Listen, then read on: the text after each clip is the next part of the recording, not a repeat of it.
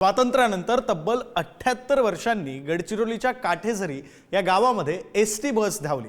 लालपरीच्या दर्शनानं आदिवासी बांधव सुखावलेले आहेत। गावकऱ्यांची बससाठी 40 किलोमीटर होणारी पायपीट आता यामुळे थांबणार आहे। तर गडचिरोलीतलं हे दुर्गम गाव आता विकासाच्या वाटेवर धावणार आहे। गावात बस आल्यानंतर गावकऱ्यांनी बँड बाजा लावून बसची मिरवणूक सुद्धा काढली।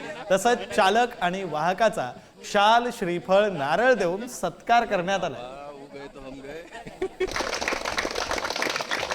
याचा फायदा फक्त कटिजेरीला गावालाच नाही तर इथल्या आजूबाजूच्या सर्व गावांना होणार आहे। आणि ही फक्त इथे गाडी नाही आलेली आहे, तर इथे शिक्षण, रोजगार, आरोग्य याच्या संधी घेऊन ही गाडी आज आपल्या इथे या कटिजेरीमध्ये आलेली आहे। हा आज आपल्यासाठी सगळ्यांसाठी, इथल्या गावकऱ्यांसाठी मोठा आनंदाचा क्षण आहे। यामुळे गावातले मुलं जे शाळा सोडून इथं बसणार होते ते बाहेरच्या जगाशी ते जुळतील, बाहेरचं त्यांना जगाशी माहिती होईल।